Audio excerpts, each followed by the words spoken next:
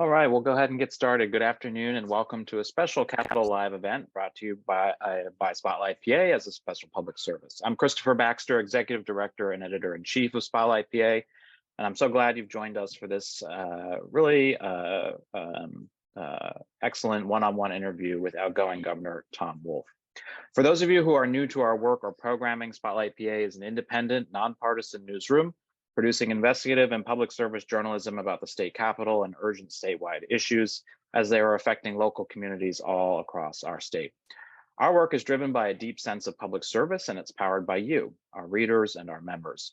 None of our work, this event, our many newsletters, our investigative journalism, our public service initiatives, none of it is possible without your support. I know many of you who are here this afternoon already support our work and make events like this one possible. And I really want to just extend my deepest gratitude to you. Your investment in quality information and journalism here in Pennsylvania is making a real, tangible difference, and that's a lot to feel good about. If you haven't yet supported our work, or did so a while ago now, I have a very important ask for you today. We are in the final weeks of our end-of-year fundraising drive, and this is our most important drive of the year.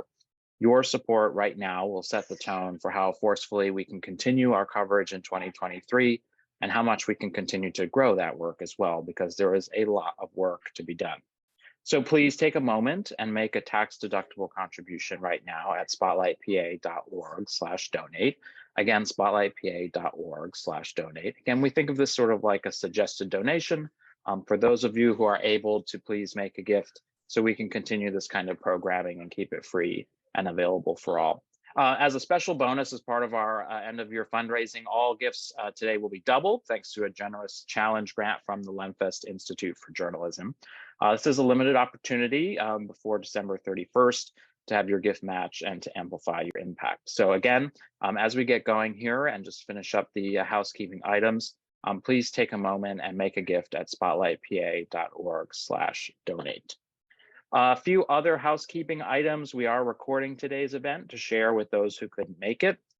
Thank you to everyone who has sent questions in advance. If you have not yet asked a question, you can do so using the Q&A feature right here in Zoom. If you go to that bottom toolbar, click Q&A, type in your question, we'll get to as many of those as possible.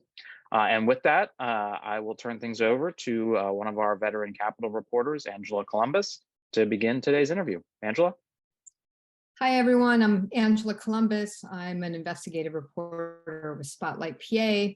I'm going to be one of the moderators today, along with my colleague, Stephen Caruso, who is our Capitol reporter. And joining us is someone who needs no introduction, Governor Tom Wolf, Pennsylvania's 47th governor, who is now winding down the remaining few weeks of his 8 years in office. Governor, thank you so much for joining us, and we're going to get right to it. Stephen, I'm going to turn to you to ask the first question. Sure. Thanks, Angela. And so, Governor Wolf, what is one policy change your administration achieved that you consider the highlight of your time in office, like the pinnacle of your legacy? And then, on the other side, what is the one policy you really wanted to get done, but couldn't either because of politics, because you ran out of time? Okay, so at my age, Stephen, when you ask a double-barreled question like that, I might have to ask for to be reminded of what you asked the second thing. First thing is, actually, there are a lot of things. I ran on education, and I'm really proud of the fact that over the last 8 years, the Commonwealth has invested a record amount of money in education. I'm also proud of the expansion of Medicaid. We have the lowest uninsured rate in Pennsylvania history. We did that with expansion of Medicaid, also the creation of a state-based exchange. So the combination of those two things have been really outstanding. I'm proud of the criminal justice reform. I'm proud of the fact that there are 11,000 fewer prisoners in state prisons and that we've closed 2 prisons. So I'm proud of those things. I think the undone things, I've never had a majority in either chamber of the General Assembly. And I think we need to have a non-discrimination law. I'm sorry we've never passed that. The minimum wage is unfinished business. We're the lowest at $7.25 in our neighborhood. Everybody's above that. So that's unfinished business. I think we should do something to take the money that all the profits that have been made from the gas companies, to use some of that for some, you know, things that would help Pennsylvanians, whether education, infrastructure. And I've tried that over the 8 years I've been here, been unsuccessful with that. And finally, I think we need to figure out how we're going to pay for roads and bridges in the future. The gasoline tax, I think, is the highest or second highest in the country. That's unacceptable. We shouldn't be funding roads and bridges with a gasoline tax. We shouldn't even have it. And we haven't come up with an alternative to that. My preference, of course, would be to have contractors give us free bridges and roads. That isn't going to happen. So we need to figure out how we're going to pay for that. So all those things are in my list of unfinished business. But I think I'm proud of the fact I've gotten a lot of good things done, and I've gotten it done in a way that you know, we've actually improved Pennsylvania's financial situation. We have $5 billion in our rainy day fund. I'm proud of that. We had 200,000 when I got here 8 years ago. I'm proud of the fact that we've had a succession of budget surpluses, including the one year we're in right now. We've budgeted a $5.3 billion surplus, and we're actually, as of the end of November, running almost $200 million ahead of that. So I'm proud of those things, but I'm mindful of the things that are yet to be done. Did I remember both parts of that question? Okay. Yes, you did. Okay. All right. Governor, the next one's for me. Perhaps the defining moment of your time in office came during the pandemic. And during that time, your administration took some heat and some criticism for the way it handled public disclosure, whether that be for your business waiver program or for the release of data involving COVID infections. Looking back now, do you wish you could change the way you approached those and other related matters as it involves public disclosure? Yeah, and Angela, I'm going to be second guessing myself till the day I die on the decisions that I made. So, some of the things I think in terms of disclosure, we tried to be as transparent as possible. And I thank you and members of the press for continuing to press to make sure that we were doing everything we should. But I think we tried to do the right thing. In terms of the waiver program, the Auditor General, I think, came in and did a post-action critique on that, and I think he was right on the mark. Again, what I was trying to do, Pennsylvania was one of only, I think, 6 or 7 states that allowed a waiver program. The rest of them basically took a list that came from the federal government, said that these are the companies that are essential, these are not essential. And by the way, that list kept changing. And as soon as the new one came out, every governor would get a phone call from the Secretary of Defense or somebody else saying, hey, you know, don't forget this company that's not on the list, but they're really essential. So we just created a waiver program and said, how about if companies who feel they really ought to be able to stay operating and that they are essential, give them a chance to make their case. Now, we set that up in a really short period of time, and yeah, I would imagine that and I think criticism is right, that we could have done it in a better way. But the idea was to give businesses a chance to actually interact with their government. So as I say, I will spend the rest of my life second guessing myself and thinking of whether we could have done better here or over there. The one thing that gives me some comfort is that I never played politics. I tried to do what I thought was right, whether it was popular or not. I was given surrounded by people who were giving me, I think, the best possible advice I could have. And so, yeah, I as I say, there are plenty of things where I could say, yeah, probably could have done a better job. Remember, one of the things that I think we learned from was that remember the early days, no one had any of the personal protective equipment. There was a mad scramble. Every state was, even including Pennsylvania, sending charter 747s to any part of the world that might have masks or surgical gowns and things like that. So we learned some from that. Pennsylvania now has a warehouse where we stock big supply of all those personal protective equipment items. And we have we're now developing a protocol for making sure that we keep those things current and refreshed and up to date. But that was a really unusual challenge for everybody. Governor, and I want to now circle back to another, I think, really defining deal of your time in office, Act 77, which brought mail-in voting to Pennsylvania. At the time, you received pushback from Pennsylvania Democrats for agreeing to get rid of straight ticket voting in return for mail-in ballots. History has seemingly proved you right. Mail-in ballots are in very heavy use. But how did you handle that inter-party disagreement, and why did you forge ahead with Act 77 anyway? Well, I think that's the thing. I'm not a conventional politician. I mean, I was not in politics before I got this job, and I found in my life up to that point and since that if you do what you think is right, and I looked at that Act 77 and I thought it was right. Yes, there were a lot of Democrats who were against giving up straight ticket voting, but I thought that what was on offer here from the Republicans was something that would increase turnout. It would actually increase access and make it easier to vote and allow more people to actually take advantage of the franchise. And that's in fact what happened. So it's nice when things turn out well. And then the Republicans actually decided they didn't like their own legislation. But I was proud to sign. I'm very proud, actually.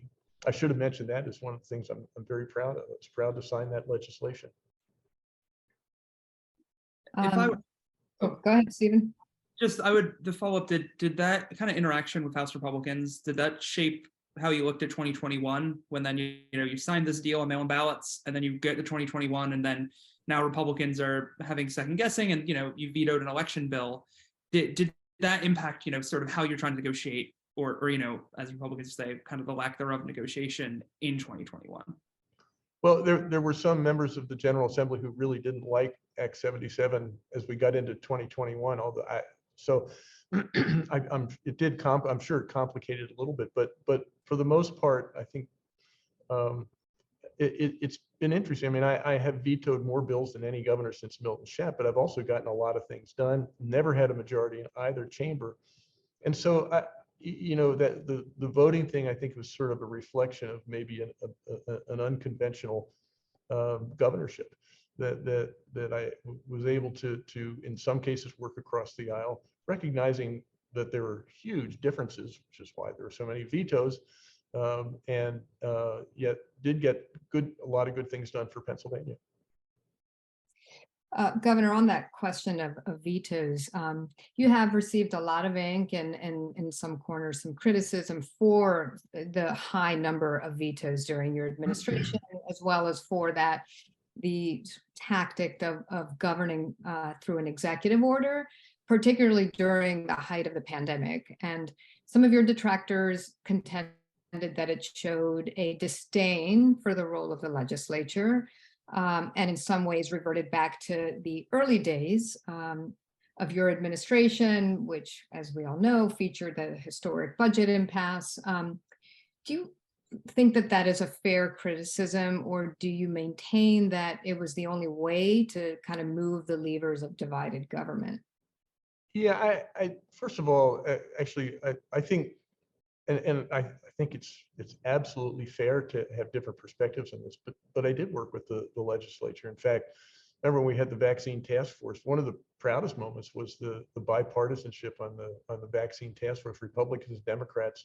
I mean, unabashed, unapologetic Republicans and unapologetic, unabashed Democrats working together to make sure that we were all getting the vaccines out as efficiently and effectively as we possibly could.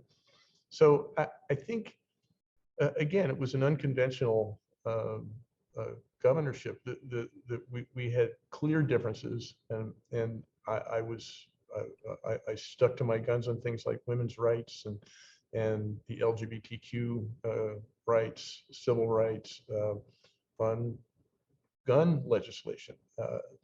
A lot of things I stood up and did what I thought was right. And I think the other side, it didn't keep us from figuring out, okay, we obviously disagree on things, and that's that. But if we had really not worked together on anything, we wouldn't have gotten as many great things done as we did. Those were things that required the okay of the legislature as well as me, and we did work together. And then a forward-looking question, Governor. You're going to be succeeded by Democratic Governor Josh Shapiro.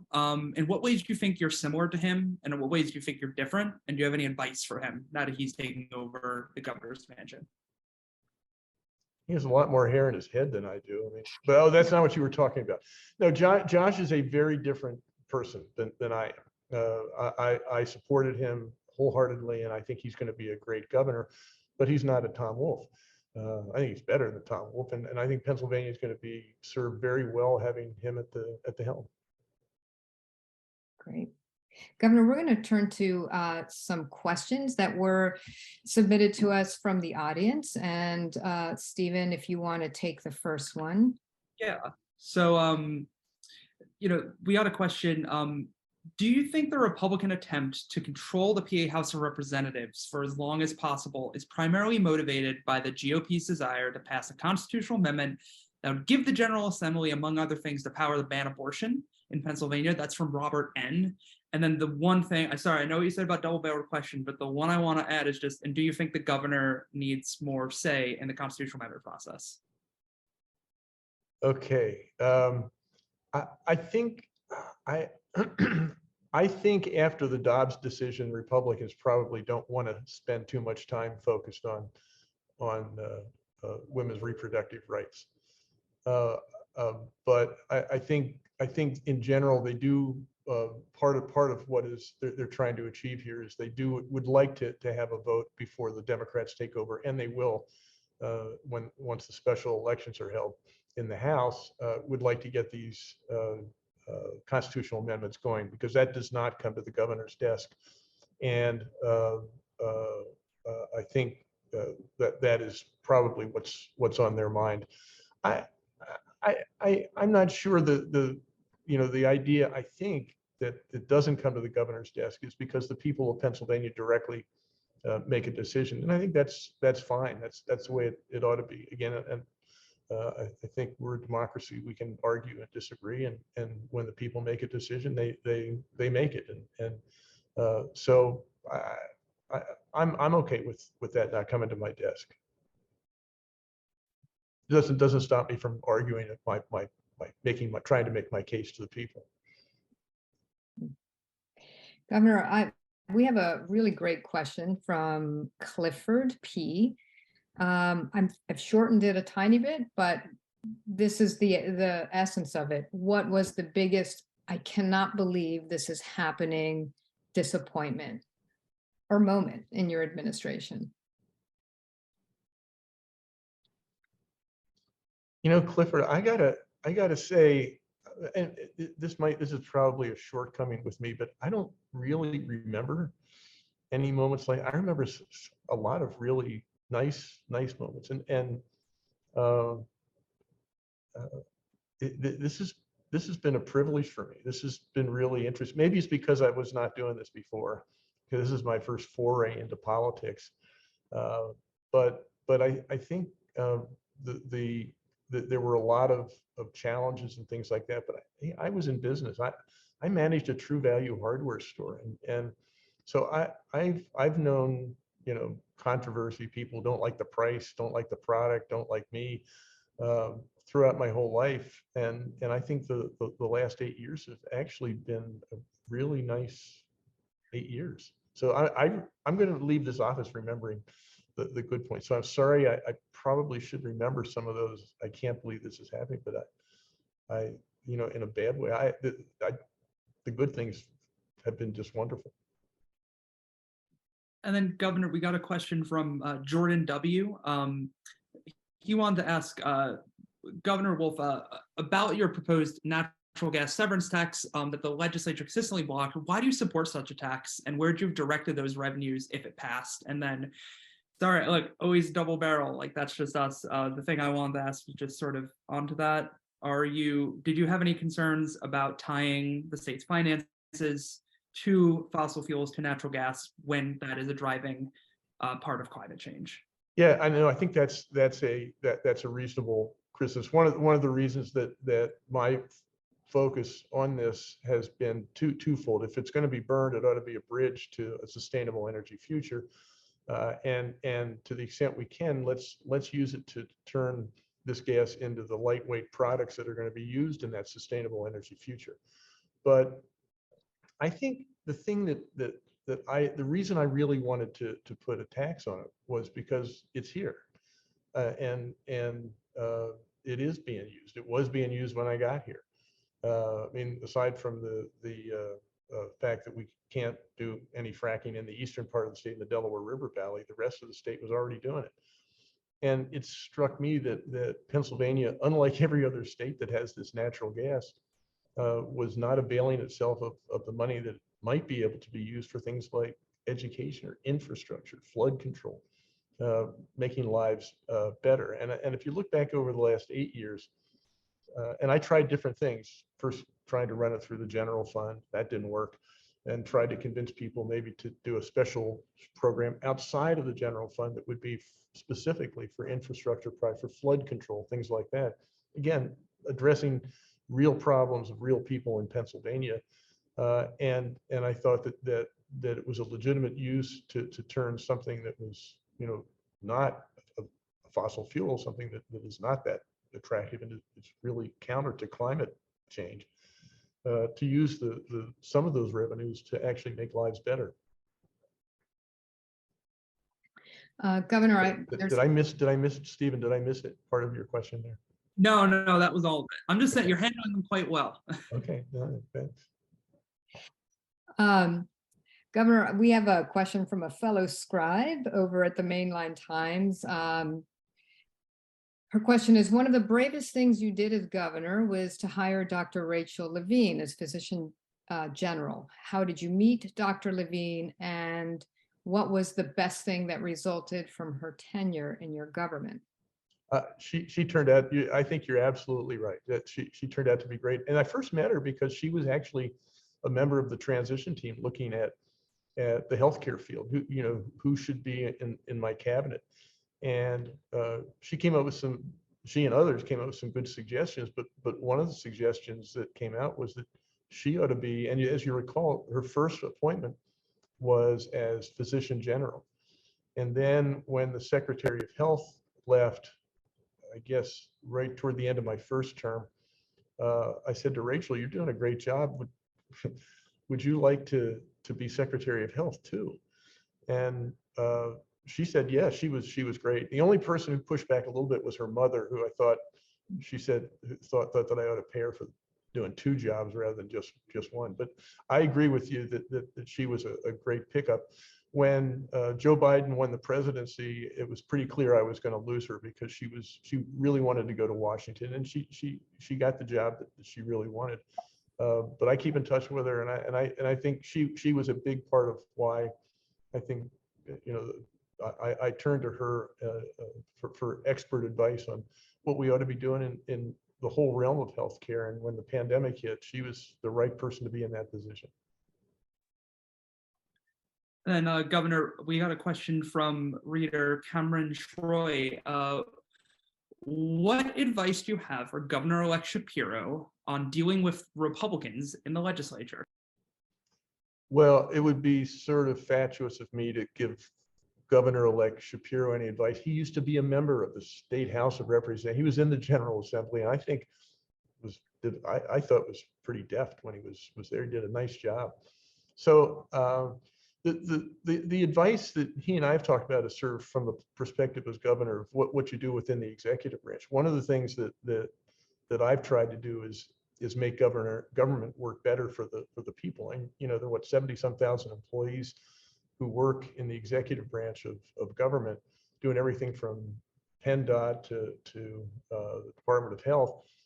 And I have tried to do with the Commonwealth government what I did with my own company, and that is keep finding ways to make us do a better job for the people we serve. And so we do tabletop exercises where we actually role play, bring all the cabinet members together and sort of say, what if this disaster struck? How would we react to it and respond to that? And it's really helpful just forcing us to think about things like that. The other thing I've done is we've instituted a continuous improvement program. We call it lean, you can call it anything you want, but it's basically sort of saying, let's figure out how we can create processes here at the Commonwealth where when you come in with an issue and you're dealing with your government, that we actually are responding in a way that you would like us to respond. I think we have a lot of work to do in that regard. And I think that's a learning, self-examining process that any big organization, but especially a public organization, ought to be doing it. And that's the things, I think that's what I've advised. And it's free advice, but that's the kind of thing that when Josh and I have conversations, that's what I suggest. Governor, we have a question from Jerry K. What is next for you, Governor? What are you going to do next? So I'm 74, and I really like to read, eat, and sleep. So I'm looking forward to doing a lot of that, maybe some travel, and absolutely spending time with Francis and I have 3 grandchildren now. We didn't have any when I got this job. So we'll be spending a lot of time with our grandchildren, as much as our children will allow us to spend with our grandchildren. And we also got, it's a snow day. So from Melissa M, she sent us 3 questions from her kids. So Anna, age 14, asked, are you going to take a vacation when you're done being governor? And if so, where? The Caribbean. Any island in particular?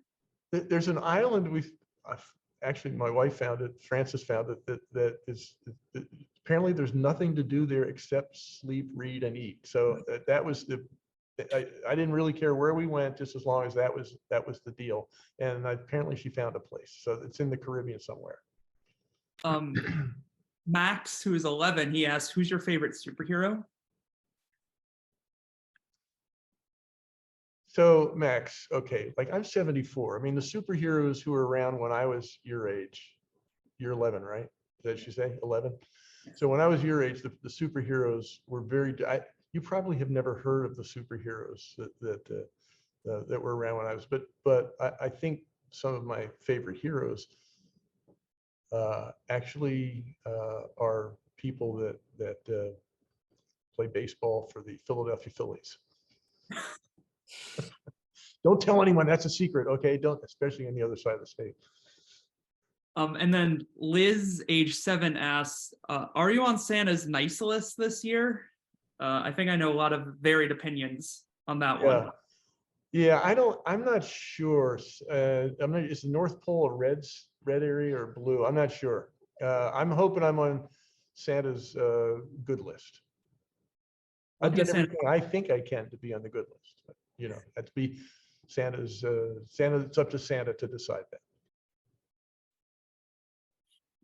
Governor, I wish we had more time. Unfortunately, we are hitting our 3:30 deadline. I want to thank you very, very much for coming on and answering questions. Your 8 years in office have certainly been eventful.